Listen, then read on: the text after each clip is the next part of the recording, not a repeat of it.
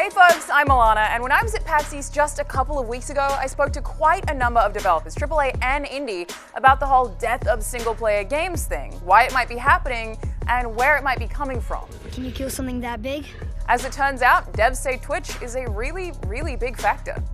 First of all, before Twitch, there was YouTube and other platforms where you could upload a video and basically show the entire game and its story, and you could even spoil the game on forums with pictures and whatnot. Saying that single player are being basically are dead because of Twitch is so ridiculous, and I'm so disappointed in Alana Pierce saying this, because she's supposed to be an advocate for consumers and gamers, and she is defending the companies that are spewing this nonsense. And I'm gonna go into this a little bit later, but I think she just wants to defend these developers who have an agenda. One person I spoke to is Rami Ismail from Vlambeer, who said that one of the most under-discussed effects of Twitch and YouTube is that no major studio outside of first parties who are trying to sell consoles, or a studio with a reputation for making single-player games, really has a reason to bother with immersive single-player campaigns. Content creators will generally only play a single-player campaign once, meaning the hype dies out really, really quickly. And grabbing the attention of content creators is one of the easiest ways to market games right now. First of all, this Rami Ismail guy is a SGW. He was constantly being brought up during Gamergate of his stupid statements, just whatever he was spewing on either in when he was being interviewed in articles or on Twitter. So I don't take anything what this guy is saying, and I would like some sort of evidence or facts to back this statement up with, because off the top of my head, I can list 2 games that completely destroy his narrative and Alana's narrative here. That single-player games don't sell, because Hellblade last year sold well over expectations, and Cuphead sold over 1 million within a month. So I mean, they don't. Those are basically single-player games. Hellblade is heavily focused on storytelling. Hell, the Telltale games, all of those games are heavily or rely heavily on the story, and they seem to do very well, especially the Walking Dead series. I'm personally looking forward to the second season of Wolf Among Us, and I'm gonna buy it when it comes out, because I like playing single-player games that have a story on them. So this nonsense that gamers don't like single-player games and only watch it on Twitch is goddamn bullshit, because that's not true at all. If developers want to take advantage of those content creators, the best way to do it is to just make a game that has never-ending content. Make a Sea of Thieves, make a No Man's Sky, make a Destiny, and even if it's bare bones on launch, keep updating it and people will keep on advertising it for you. Frankly, even if the devs don't update it, a lot of people will keep playing if the core game is solid. PUBG has never-ending content because each match is totally different, without PUBG core needing to do a whole lot. We're also just seeing more and more people look to Twitch and YouTube to get their first glimpses of games, potentially ruining the stories and making them not feel the need to buy them as a result. Those are quite the assumption, I must say, when you are talking about games. And if online games are doing so well, so why are games like Lawbreakers and Battleborn doing not that well? Because even if the core game is there, nobody wants to play those games. So again, you use this fallacy of these online games being just wonderful and everyone wants to play them. And you mentioned some games in particular here. You mentioned No Man's Sky. So you as a journalist did not catch the huge fuck up that was No Man's Sky, where people were refunding this game in droves, and it was a complete disaster, and they lied during their promises and commercials for the game, which it was just bugs and glitches, and they said it was online multiplayer, which was bullshit. And the second game you mentioned is Sea of Thieves, which doesn't have any content. And you know why Microsoft is launching this $60 or sorry, $10 a month subscription service, is so you can get these games.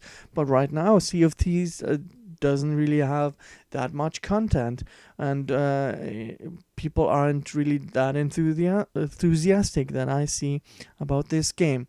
And you mentioned Destiny. Really funny that, because Destiny 2 has plummeted basically to the ground, crashed into the ground, because it's lost quite amount of players playing the game, and it removed. Even Bungie admitted this in a recent conference, and they removed Destiny 2 as one of their achievements, basically saying they weren't proud of the game. They're making all these changes to change it back to Destiny 1. And during the conference, which I had with journalists and gamers, they basically apologized for what Destiny 2 was. So your arguments and what you're saying here are really bad examples of games, because the first one isn't even an online game. So I mean, really, is this the amount of accuracy and argumentation I can expect from IGN? Like, Jesus Christ, I'm just a gamer. I'm just no journalist. Persona 5 had crazy strict stream restrictions to prevent this exact thing. And a studio who made a 2016 game called Bat Dragon Cancer wrote a blog post about how they really believe that Let's Play culture really hurt their revenue. There's no doubt that Twitch streams and Let's Plays, which are free to watch, prevent some people from wanting to buy narrative-driven games, which in turn prevents some devs from wanting to make them. Gamers are also statistically deciding to play more of the same game for longer, according to industry analyst Michael Pachter. People are playing more of Fortnite, more of Sea of Thieves. That means they're buying less games overall, and that tells devs that they need to make games as service-style games where it's easy to put in microtransactions and continue to profit. Really? Really? Really? Really? Really? Wow, you're really stretching now. You have one anecdote and one statistic which shows people spend more time on multiplayer games. I mean, generally, yeah, people spend more time. Doesn't really mean that people pay more money for multiplayer games. Fortnite is a free-to-play game, and it's the biggest game right now.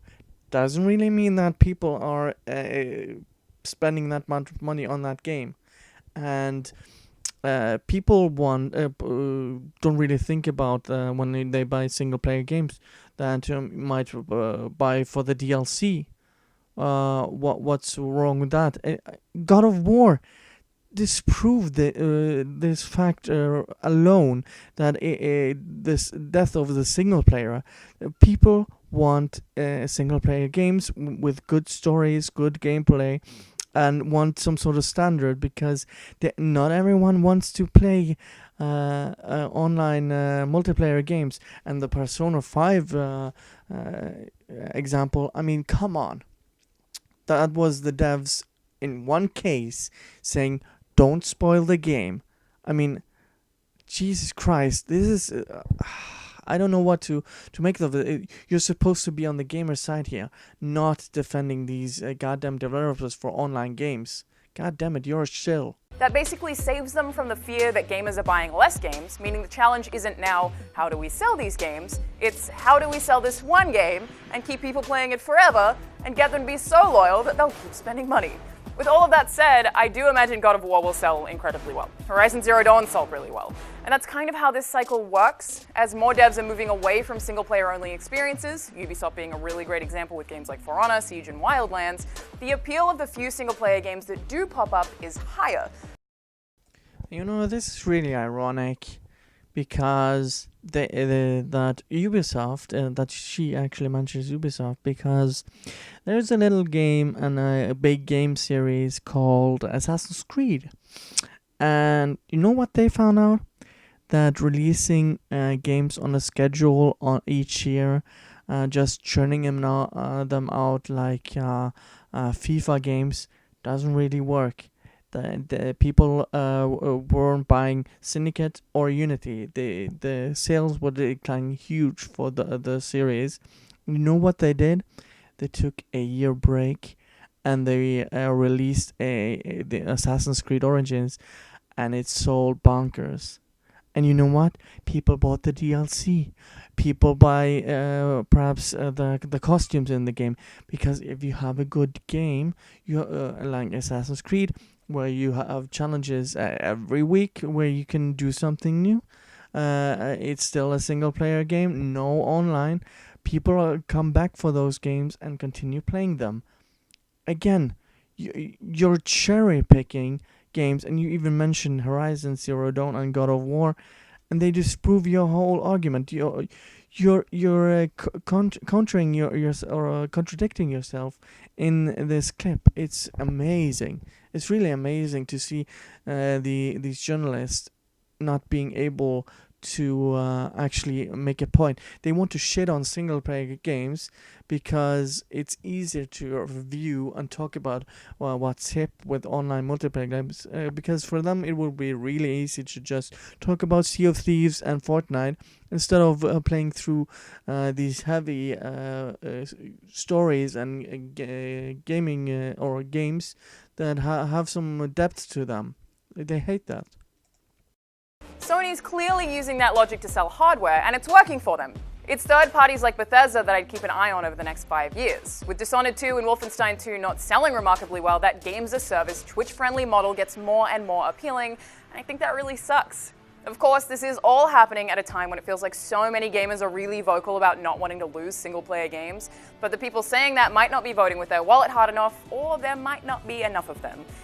Again, she's talking about that single-player games aren't selling, but it clearly works for Sony.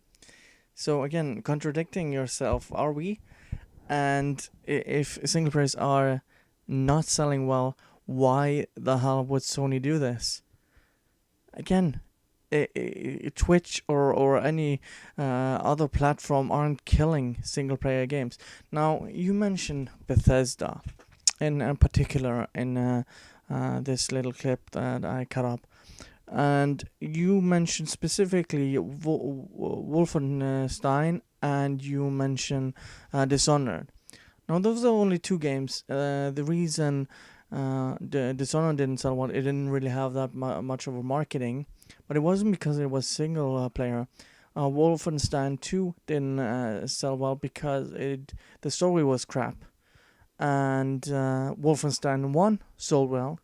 So where's the excuse there? And Prey sold well, Doom sold well. So you don't have any arguments. You don't just want to say that and defend these companies doing like EA, like Activision, like it is rumored that Black Ops 4 is not gonna have single player. Like, you actually want these companies to do this. You're not doing what you're supposed to do, and that is to defend consumer rights and to try to show you what these companies are doing. You're not doing your job at all. It's just really hard for publishers who have investors they need to please to argue that a single-player game is going to be more profitable overall than something that's likely to get thousands of free hours of marketing on Twitch, and more hours played from individual players, a lot of whom are also, on Twitch. But hey, I'd love... If that's true, then Nintendo and Sony should just pack up bags, because you said it's not worth to do this anymore. I mean, you're supposed to be right, because it's not like, I don't know, that GTA, the biggest franchise, has a single player game and people enjoy that single player. Or how about Mario, Zelda, the upcoming Spider-Man, God of War? I mean, what are these so-called journalists thinking when they're spewing so much nonsense like this? I just don't get it. I just don't get it. And yeah. I don't know what more I can say about this than this is just so retarded to say that single player don't sell these games when she mentions and even shows several examples of games that have sold well, like Horizon Zero Dawn, God of War, Cuphead, Hellblade, Assassin's Creed Origins, etc., etc. Persona 5 even sold really well. So I don't know how much more evidence I should show that people or these big companies, these so-called investors. I mean, those are the ones that push loot boxes, and they are getting banned in several countries now. Now, that's a good idea. Let's just go for the easy money all the time, and just lose money on several countries instead, because we are so money hungry and just want to earn as much money and squeeze the living hell out of these games to get as much profit as possible. You know, that is what actually is gonna happen. Instead of actually making good games, when you build confidence with your consumers and trust with them, that they believe in you, they're gonna pay for your game. Like The Witcher, it's just a small studio, and they delivered a superb game, and people want to see what the next game is. Unlike BioWare, which is basically falling from grace, like you have no argument. No argument. So, thank you guys for watching and see you guys next time. Bye.